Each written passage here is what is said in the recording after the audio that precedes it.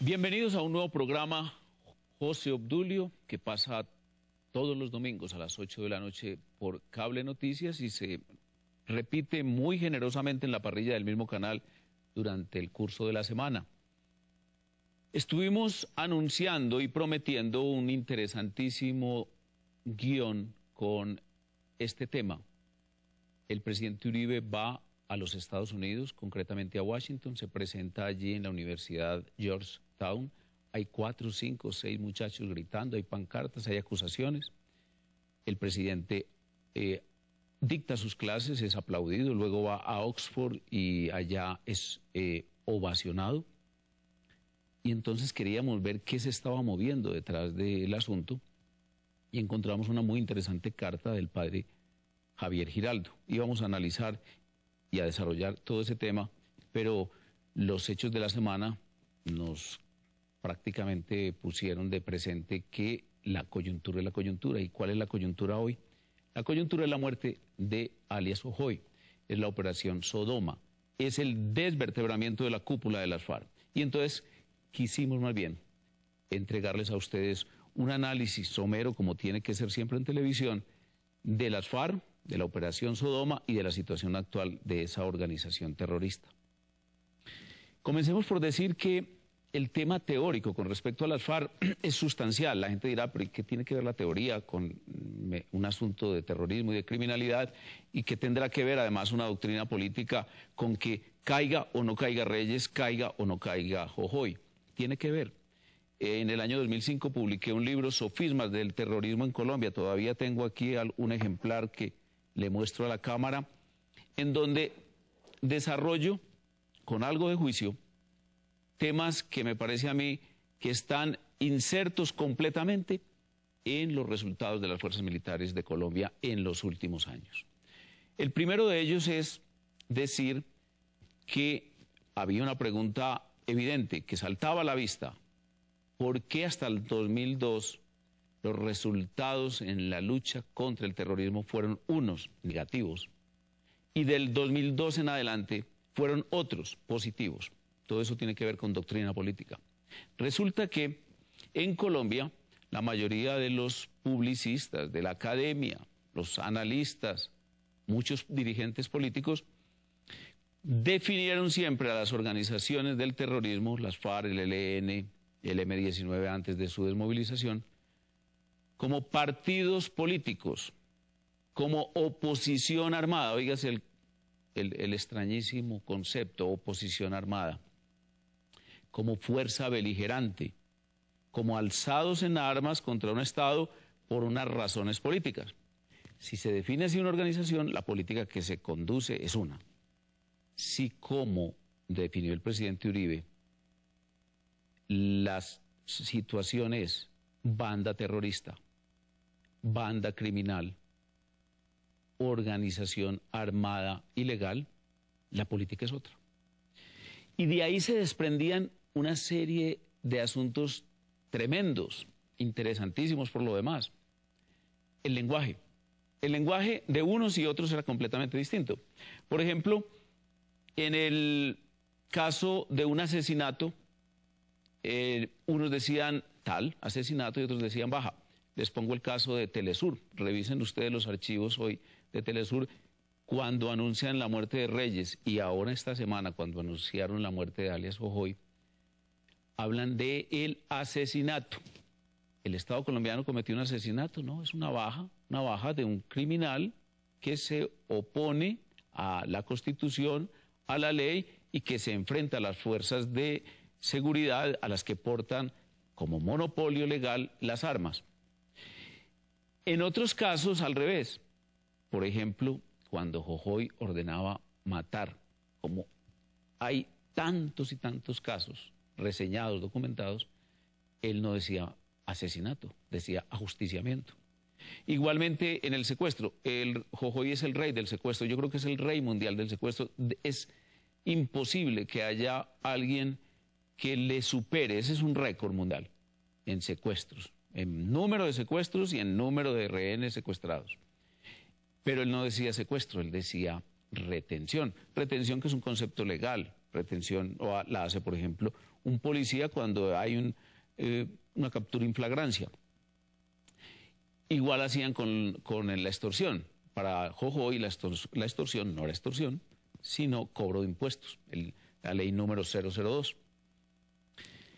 Igualmente, unos decimos bandas terroristas, otros hablan de insurgentes, unos, por ejemplo, en el caso de los policías y soldados secuestrados, hablaban de prisioneros de guerra. Todavía incluso se habla, yo he oído decir a una senadora por ahí siempre prisioneros de guerra. Y a los mismos guerrilleros, a Jojoy, a Reyes y a Cano, hablan de prisioneros de guerra relacionando a los secuestrados que son miembros de la fuerza pública. Los gobiernos también entraban en una discusión, si el problema era paz o era seguridad. Porque si hay una fuerza insurgente, si hay un partido político en armas, simplemente lo que hay que hacer es tratar de apaciguarlo y bajarlo a que haga la paz. Si es una banda criminal, si es una banda terrorista, pues entonces se le da el tratamiento que conviene de acuerdo a la Constitución, que es un asunto de aplicación de las normas de seguridad. Claro, también entonces estaba el concepto de salida negociada versus el concepto de seguridad democrática. En fin, como ustedes van viendo, el asunto era bastante o es bastante interesante. La llamada solución negociada primó hasta el año 2002.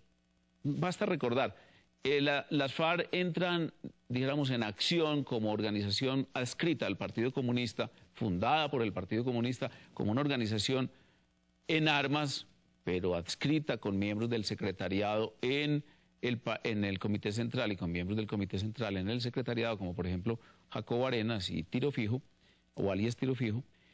Entonces, esas organizaciones siempre pidieron solución negociada de unos problemas o de unos conceptos políticos. Y entonces, si ustedes comienzan a recorrer desde el 64 los gobiernos, van viendo cómo se comportaba uno u otro. Por ejemplo, Valencia aplicó un concepto de seguridad. Posterior a Valencia vienen presidentes como por ejemplo Gerard Restrepo, que más o menos hablaba de solución negociada, igualmente Pastrana Borrero, igualmente Alfonso López Miquelsen.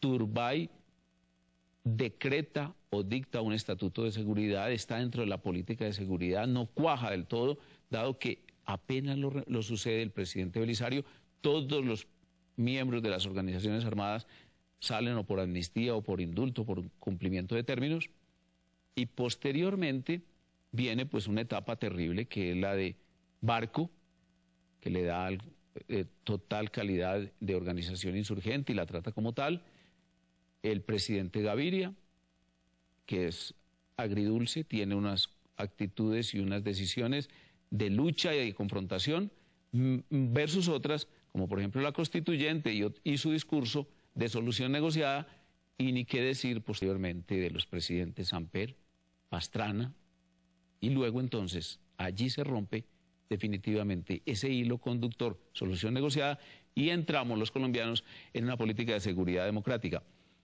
Ahí entonces hay que decir, en esencia, todo lo que ocurrió esta semana, todo lo que ocurrió con Reyes, lo que ha ocurrido además con Cano y la persecución y el bloqueo y el anillo que se va cerrando cada vez más con respecto a él, tienen que ver con una doctrina, y es la doctrina de la seguridad democrática. Pero también además es muy interesante, y eso lo vamos a desarrollar al final de nuestro programa, saber cuál es la real situación hoy después de tanta cháchara doctrinaria que aparentaron tener durante las negociaciones del Caguán. Esa situación está en dos textos que vamos a citar y que vamos a observar y cuyas autoras vamos a ver, porque nos parece que nos van a dejar muy en claro de qué se trataba o de qué se trata actualmente la organización terrorista FARC. Con respecto a lo ocurrido en la presente semana, es decir, el éxito de una operación que venía siendo ordenada, organizada, que se había hecho con mucho sacrificio por las Fuerzas Armadas, que comienza con el Plan Patriota, la persecución decidida, sin esguinces, sin dubitaciones por parte de la fuerza pública a los principales núcleos de la organización terrorista. Entonces, vamos a decir que hubo algunas reacciones que en principio sorprenden. Y me refiero concretamente a reacciones sobre por qué la sociedad colombiana y por qué la prensa nuestra y por qué nuestra televisión y nuestra radio celebraron como un gran éxito, dijéramos, estuvieron exultantes al dar la noticia de la caída o de la baja o de la muerte de alias Jojoy. Las propias FARC, por primera vez, en un pronunciamiento muy raro, muy rápido, no raro, muy rápido, muy inmediato, en su página ANCOL, que es un periódico de la organización terrorista que se produce en Estocolmo libremente. Allá tienen emisora, tienen todo un aparataje político que las autoridades no persiguen. En ese periódico ANCOL se dijo: hay que ser muy mezquinos para pensar que la muerte de una persona puede ser la solución de nada. Entonces uno diría, ¿será que estamos equivocados los colombianos? ¿Será que realmente somos mezquinos? Ellos dicen en su artículo algo que comienza entonces a mostrarnos que de pronto sí tenemos razón y los que no la tienen son ellos, y que están muy por fuera de la realidad.